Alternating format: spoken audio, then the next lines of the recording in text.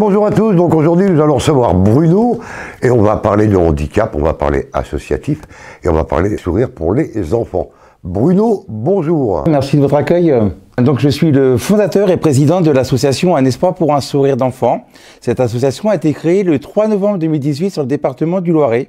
Et cette association a pour but d'améliorer le quotidien des enfants malades, handicapés à domicile, à l'hôpital, la réalisation de rêves d'enfants et l'accompagnement des familles sur la partie administrative.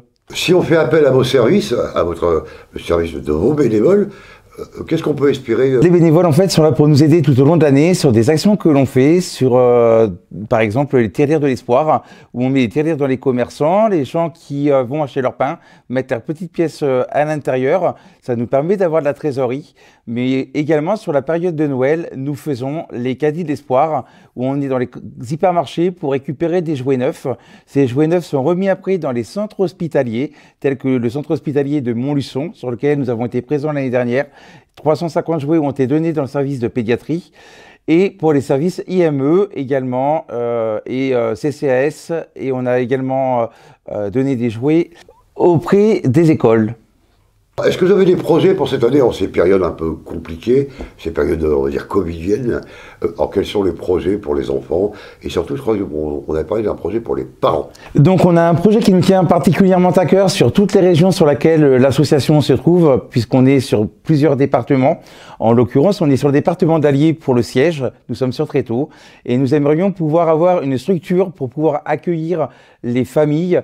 Admettons, vous avez un enfant qui est en situation d'autisme, par exemple, eh bien le lundi, nous aurions la possibilité d'avoir tous les parents d'enfants autistes avec des conférences pour parler de l'autisme et avoir des lieux d'échange, chose qui n'existe nulle part.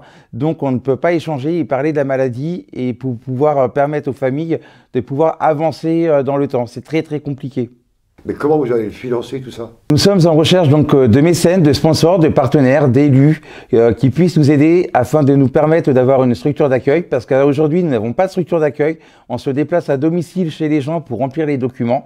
Nous avons deux endroits sur lesquels on a une permanence sur QC les jeudis après-midi de 14 h à 17 h et une permanence qui devrait se faire sur la commune de Saint-Pourçain également pour pouvoir accueillir les familles pour remplir les documents administratifs.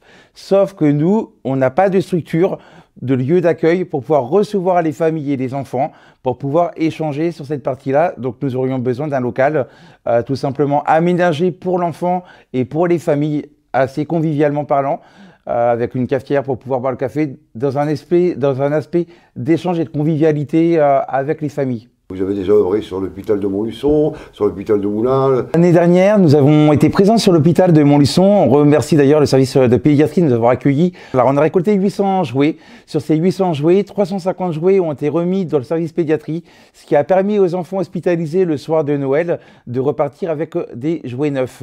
Le restant des jouets ont été donnés donc dans les centres d'action sociale, mais également, donc, comme je le disais tout à l'heure, sur les IME, Instituts médicalisés d'enfants, sur Bellerive-sur-Allier en l'occurrence, et on a donné sur les classes de CLIS également sur Montmarault des jouets pour les enfants en classe de CLIS. Si on souhaite vous aider, on s'adresse où? Si vous souhaitez nous aider, vous pouvez nous contacter sur nos téléphones portables. Le mien, donc Monsieur Bézard Bruno, le 07 77 44 67 72. Monsieur Charpentier Frédéric, vice-président et cofondateur de l'association, au 06 03 57 49 24, ou tout simplement sur notre adresse email u.e.p.u.s.d.enfant03@gmail.com. Un espoir pour un sourire d'enfant.